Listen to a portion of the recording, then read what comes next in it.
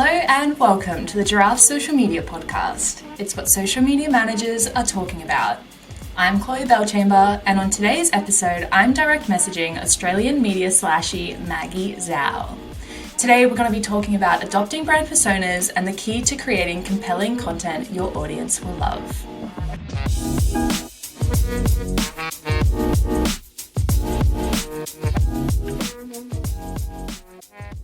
Maggie, it's so nice to chat to you again. How are you?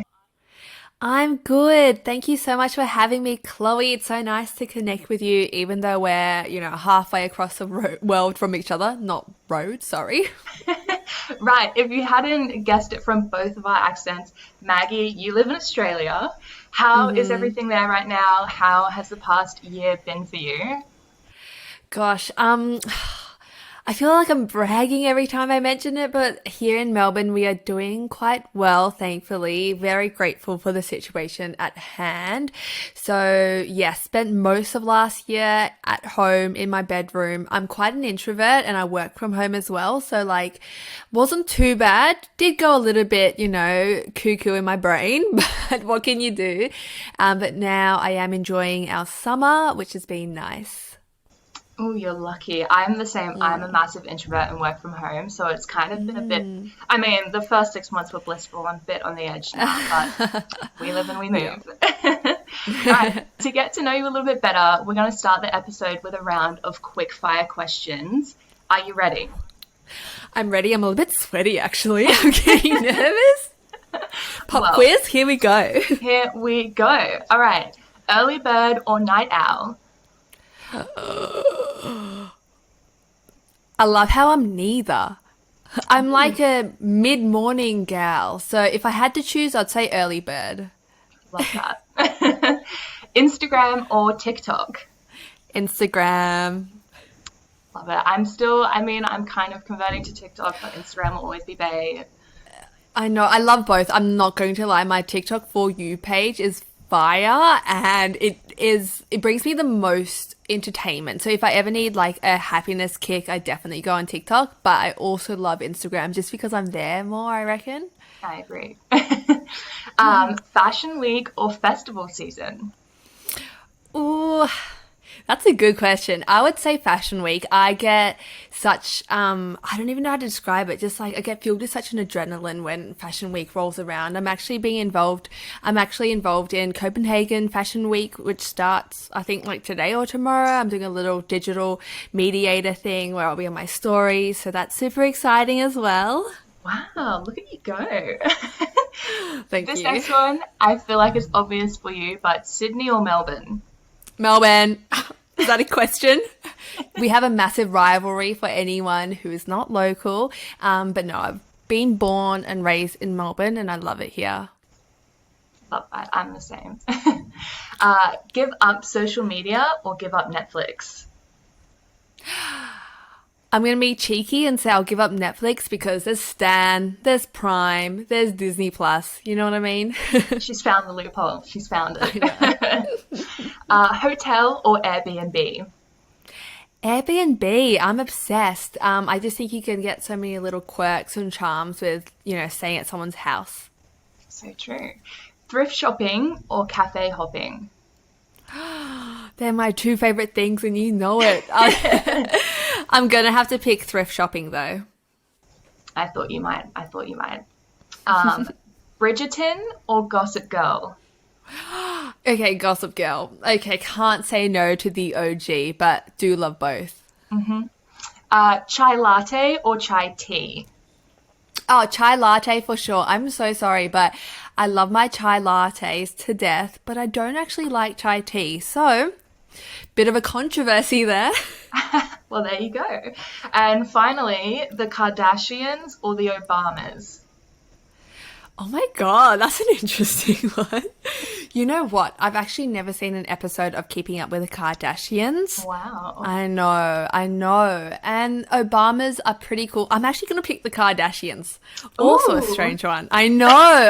Sorry, I find them very entertaining. So, beep. That's true. You can't go wrong with the Kardashians.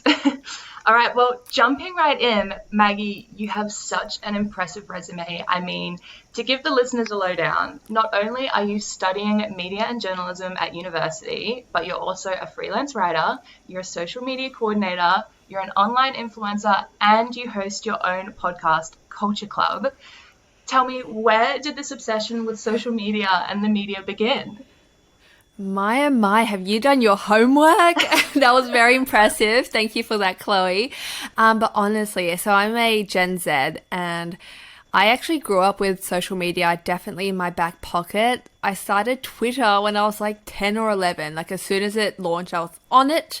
Strangely enough, I was in the One Direction fandom, so that was very fun. And then after that, I progressed onto Tumblr, which is like this online blogging site, which is very angsty and everything, and I totally love that. And then the natural progression from that was Instagram, and here I am still on it. Right, I feel like I went through the same motions. I feel like everyone's starting point is like Tumblr, and then it moves on. You're currently a writing contributor for Fashion Journal, one of Australia's leading fashion and lifestyle publications. I think they collectively have over 600,000 followers on their social media platforms. How do you go about creating such compelling content for an audience at large, and how do you manage to take on a brand persona on that scale? So for Fashion Journal, I'm so lucky to write for them. I have been such an avid reader of their content for years, which I think really helped with like writing for them and knowing their tone of voice and personality. And if I'm honest, they've been super lovely, and I've been allowed to write about topics that really interest me, such as race and sustainability. And I am lucky enough to also have my personality and voice shine through. I think they like that. I think readers do connect with that. So it's not just like stale hard news. Sorry, hard news. But yeah, people ask like, oh, like how do you find your voice? And I think I am a very outspoken person, and I have grown up reading a lot. And it's even interesting looking at the magazines I consume now. So two that pop to mind are Frankie magazine in Australia, which is this quite like whimsical, quirky, cozy magazine, and also Rush magazine, which is more fashion forward and quite like philosophical and cool. So I feel like I have quite a few different reading materials that I draw off, and that kind of like, I don't know, contributes to my writing style. Nice. I mean, it's funny you should say that you write about topics you're interested in and kind of use your own voice, because we'll get into that a bit later. But in a lot of the articles you do write, and through some of the posting you do on your own social media, you share a lot of compelling data and information in a really like creative and fun and engaging way. For example, you asked your audience recently whether or not they date a man shorter than them. And then from that, you shared a really cool post about relationship norms with data around heterosexual relationships and a bit of research you gathered from your audience.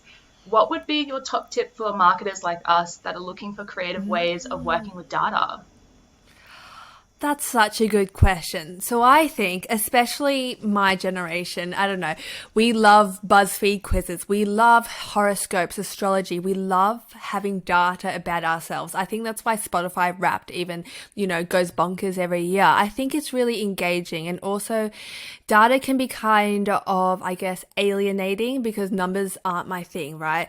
But if you kind of present it in a way that's like digestible to the average person, or I guess interesting because it relates to their own life, I think that can be super interesting. And I also study at university, so we get given a lot of like data and reports to read over, and sometimes a lot of text can be quite draining and not that engaging. So I do think visual content, especially on social media, it might sound obvious, but the way it's presented, if it's easy to read, not an overload of text, that really helps. Just basic design things, honestly. Yeah, you're so right. I mean, I'm like a visual consumer. My boyfriend was trying to tell me about the stock market yesterday and just throwing numbers at me. I was like, babe, it's not happening. So I think the great thing about social media is that if you make it look, engaging and it's like presented quite nicely, it's really shareable and savable. So I think that's really great advice. Speaking of Instagram, you have such an engaged community over on your account, and I think part of that comes from how your page is such a hybrid of your personal life, of some educational content, and of course your activism. How did you come to build such a strong following? Thank you for pointing that out. It means a lot. I do like pinch myself sometimes. My mum's quite funny. So I have about like 16,000 people following me at the moment. And she's like, oh my God, just imagine, like she like drew a picture and she's like, look at all these people following behind you as you're walking. I'm like, Mum, that's not how social media works, but thank you. But I have been on social media, been on Instagram specifically, sorry, for almost a decade. I think this is my 9th year. And if you Wow. look at those, yeah, if you look at those numbers, like 16K for 9 years, it's not that impressive, to be honest. Some people get 100K overnight. So for me, it's definitely been a slow burn. And I know it's a cliche and people say it all the time, but likes and follower numbers aren't everything. But for me, what I really do focus on is the connection I have with my followers. So I pride myself on like knowing whose name pops up on my DMs and like knowing when one of my follower like changes their DP. I'm like, oh yeah, I've seen that. So that's what's really important to me. I honestly, again, cheesy as hell, but I do see my followers as friends. And I think being personable is such an important attribute nowadays. I never want to talk down to my followers. A lot of them are same age as me or, you know, interested in the same things as me. So it's almost like we're on this journey of just like self-discovery together. A lot of them send me important information or like show me things that they found. Oh my God, they know I love Miffy and like Sylvanian family. So that I always get random TikToks and videos of that as well. So yeah, I think it's the little things. Yeah, I think that's really important to highlight, right? Because as social media managers, a lot of our clients are very focused on, I want to grow to, this number of followers in this amount of time. And a lot of people forget that really, in the scheme of things, a follower number or a number of likes doesn't really compare to that community that you should really focus on building. So in that vein, do you have any advice for brands or individuals who are just starting out and want to kind of grow a really big community? Yeah, for sure. So I do help manage the social media profiles of some small businesses as well. So I do kind of come from that brand perspective. And what I really try to push is that don't overlook micro influencers or people with smaller followings because I think they can really be some of the best brand representatives. That's the word. So I think it's about growing a small community of people who actually care about your content. And especially from a brand perspective, I always think, what value am I adding? What information am I providing? Why would my audience actually want to come and visit my page? I honestly think you do this so well on your personal page, Chloe. Thank you. So it's incredible. I think you have such an asset of being like, okay, like you actually provide information or regular content so people know what to expect. I hate it when I follow a brand and I follow them for one thing and then they drastically start posting about something I really don't care about or whatever. So sometimes less is better as well. I agree. I mean, I tend to try and stay away from following brands on social media just because I find that they kind of clog up my feed with, I can never tell what they're going to post, right? Just like you said. So I think kind of it's important to find your niche and post with it. And you can try some new things every now and then, but what it comes down to is your audience and what they want. Like that's why they're following you, right? So I love that advice. I think it's really important to keep in mind. Yeah, one thing I do want to add with that though, just because I have been on this platform for like 9 years, my content has actually changed drastically over the years from my aesthetics to the content I post. I only started posting my articles and written content like June of last year, so it's been very recent, but change can be good. It's scary. So it's about taking, I guess, that leap of faith. And I think if it's true to yourself, that's what matters. And your audience can adapt and can change. And I have seen like my demographics change as well. Oh, that's nice. Your audience kind of grows with you. I think that's super important. Right. Well, I imagine hosting a pop culture podcast along with working in the world of media means you have to stay up to date with a lot of what's going on in the world. So my question is, how do you keep on top of the news and social trends and everything that's going on? Oh, I'm just a media buff. Like it's quite nerdy, but I do I love the news. I love media. So for me, I follow a great range of different sources. I think I almost like just digest news without realizing I'm digesting news. So for instance, in Australia, I really do follow like The Guardian. So I have their app on my phone, but then on social media, I follow a few smaller, accounts like Shit You Should Care About or the Daily Oz, which, present news in very digestible little bites. And then, a lot of the people I follow are also interested in news, or I'll talk to my friends about it. And that's just how it pops up. It's the old, Facebook tag in a post, and they'll be like, oh yeah, that's happening.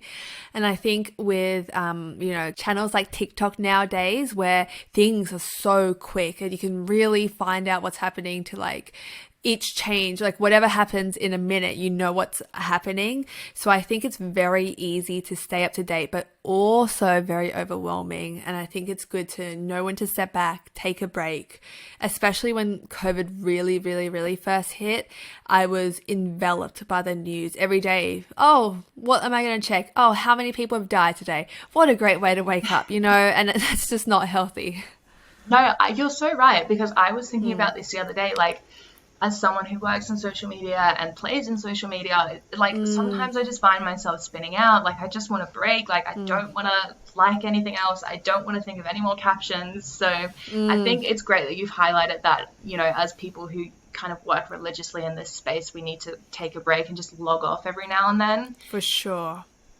It's no surprise to anyone who works in our industry that it can become quite hard to find new inspiration for content, and maybe it's become a little bit easier with TikTok now, but how do you keep yourself motivated in the midst of such cumbersome and sometimes repetitive work?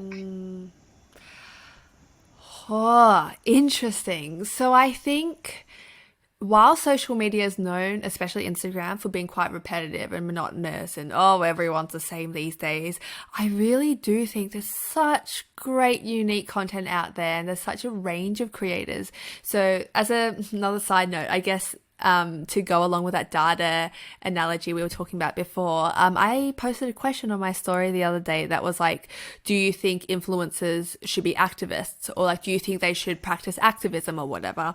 And it was so interesting getting the response. And one of the most resounding answers I got was, I follow some people for their fashion content and I don't expect them to be all political. I follow other people for that. So the thing is, for me, I get my inspiration from a whole range of creators. Some are like cooking videos, some are literal like, I don't even know. I was going to say, okay, do you know what Sylvanian families is? I do, keep yes. mentioning. They're like toys. I'm literally talking about toys in this episode. But literally, that's half of my explore page on Instagram. I literally have toys. I have nail inspo. I have fashion. I have like political memes. It's such a range of information, and I think the danger is when you consume the same type of content over and over again. And I think expanding the content you consume is what really helped me. Yeah, I agree. I found myself in a similar situation. Like, obviously, I'm a fashion account, so a lot of what I follow is fashion. But working as a content creator or like a social media assistant, I'm not just working for fashion brands. I work for people who sell cars. I work for people in the construction industry.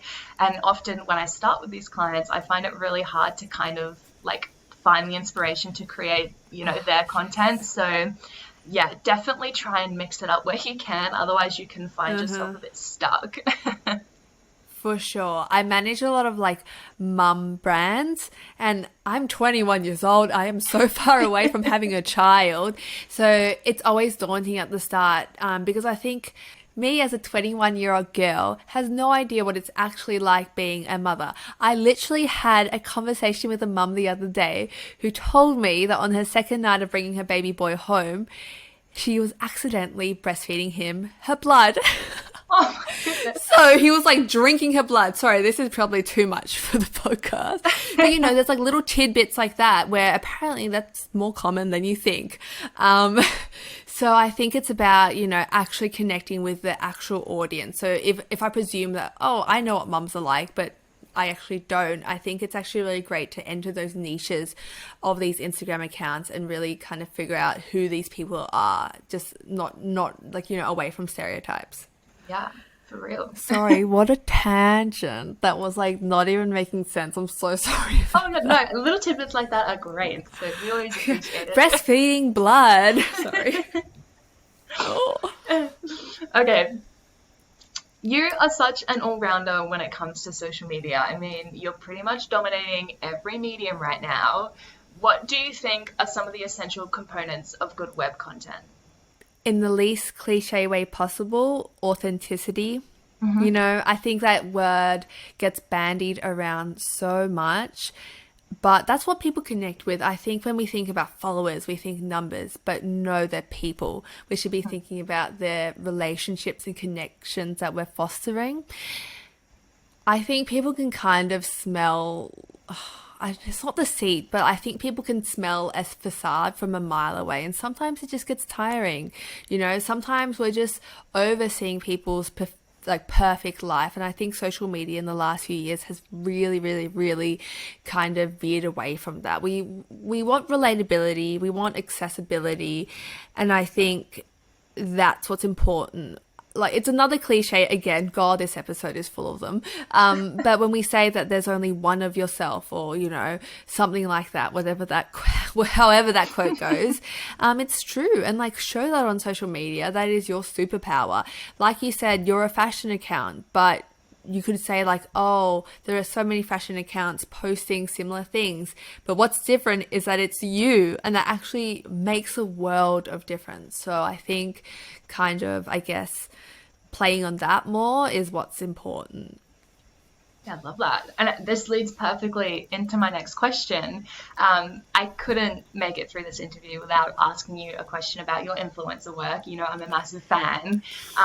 You share a lot of topics that some people may consider to be taboo. I mean, for example, you work with brands who sell feminine hygiene products and some brands who sell sex toys. I know sometimes as influencers or as social media managers, it's quite easy to want to shy away from those kind of topics. Why do you think it's important that we don't? Well, if I'm honest, I think a year ago I would have not talked about sex toys on my channel. You know, it's still a little bit daunting to me. I think these topics are so important just because it's our real life. And a lot of these times, these taboos that are like shrouded in shame really shouldn't be. And they're kind of linked to like misogyny and things like that. So I think about how just recently Zoella was dropped from the GSCE Media Studies curriculum because a website reviewed sex toys, right? And they were like, that is not appropriate for 16-year-olds. But the thing is, 16-year-olds will find out about these eventually. I think us as social media personalities, or whatever you want to call us, have a really great opportunity to educate or bring about conversation in a safe and meaningful way. I think a lot of the time there's a lot of like one-sided dialogue that's forced down our throats, especially as women or especially when we're younger. But platforms like social media kind of give everybody a voice, and I think that is so important.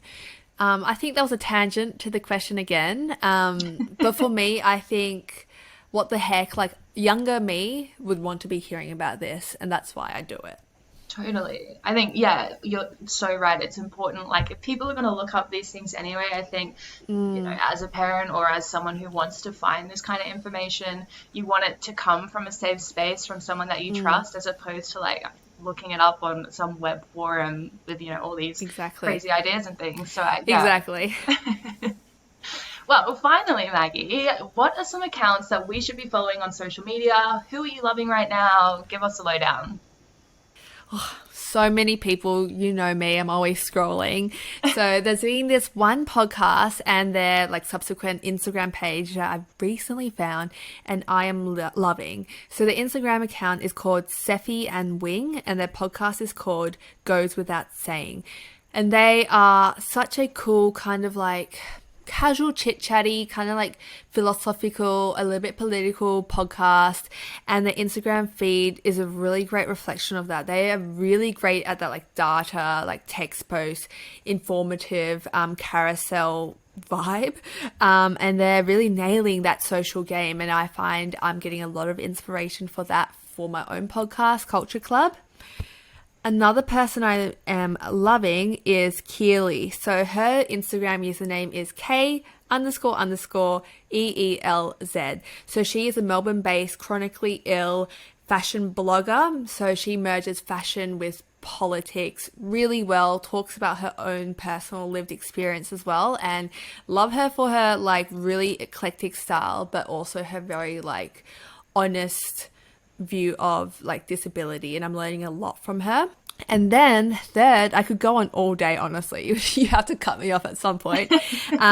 But especially if you have a lot of like, I'm guessing, British clients.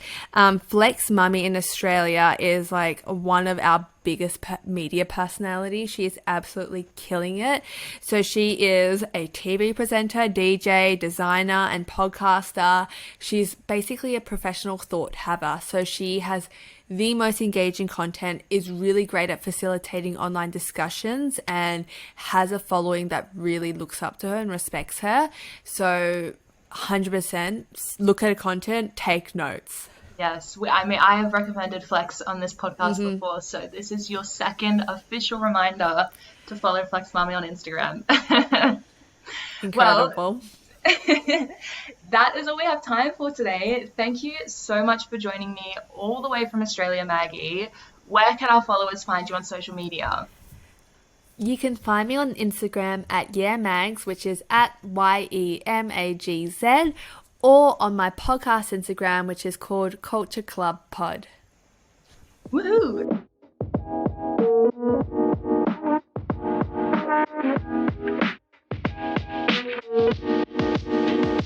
Don't forget to subscribe so you don't miss our next episodes. You can connect with us on all major social channels and let us know what you thought about any of the topics we discussed today.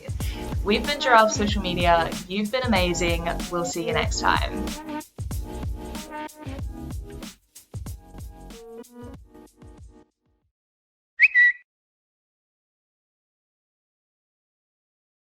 Bye. Sorry, I don't know if you need that.